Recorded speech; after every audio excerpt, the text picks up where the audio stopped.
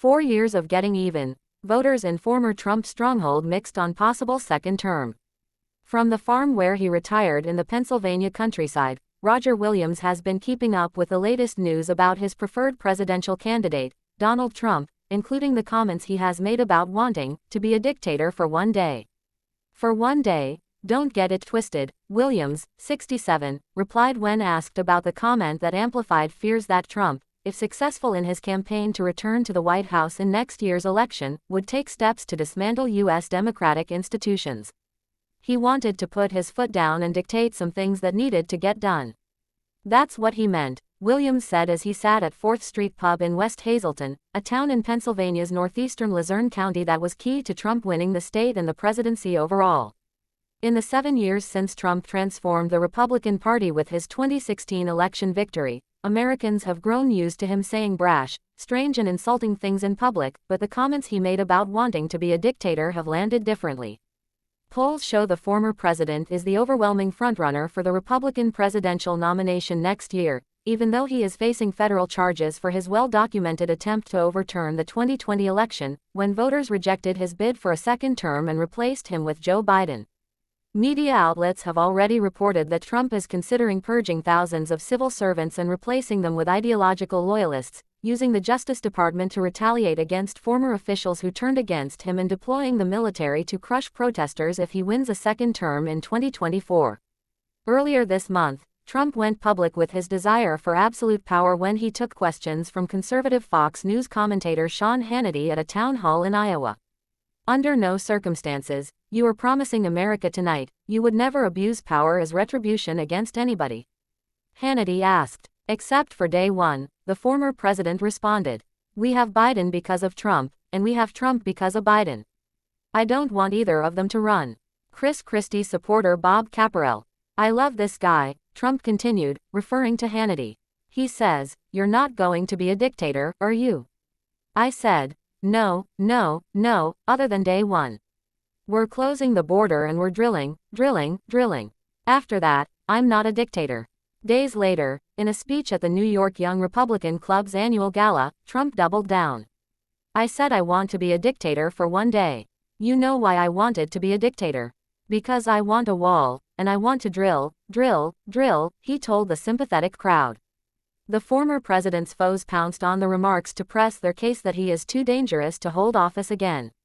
The greatest threat Trump poses is to our democracy, because if we lose that, we lose everything, Biden said at a campaign reception in Los Angeles. It will be voters in places such as Pennsylvania whose judgment of Trump's remarks will matter most. One of a handful of swing states expected to determine the outcome of next year's presidential contest, Trump won the Keystone State in 2016 and lost it 4 years later to Biden. His arrival on the political scene left a lasting imprint in Luzerne County, which once leaned Democratic but broke decisively for Trump in his first presidential election, and where the GOP has generally done well ever since. Several voters in the county said they remain unnerved by Trump, but the former president's fans portrayed the concerns about his desire for dictatorship as overblown. That's all bull, said retiree Joe Bellatier, 74, of the ex-president's remarks. They took that out of context. A former Democrat who switched parties when Trump first ran in 2016, Bellatier now describes himself as a staunch Republican. Sipping coffee in a McDonald's where he meets up with his friends every morning in Hazleton, a medium-sized city neighboring the smaller, more conservative West Hazleton, Bellatier said Trump is just showing his resolve to achieve long-standing campaign promises, like building a wall along the border with Mexico and increasing the country's already record oil production. Polls have recently shown a tight race between Trump and Biden, with several finding the sitting president lagging among voters in Pennsylvania. They have also shown that voters are sour on both men, and that feeling was very much alive among the retirees who hold court at the Hazleton McDonald's. We have Biden because of Trump, and we have Trump because of Biden. I don't want either of them to run, said Bob Caporell, 74. A lifelong conservative, he's supporting ex-New Jersey governor and Trump foe Chris Christie, or perhaps Nikki Haley, who served as the former president's UN ambassador. Asked whether he thought Trump could become a dictator, Caporell replied, he would be, absolutely. You'd never get him out of office, never. He's going to dictate taking the wall down and opening up the oil, he said.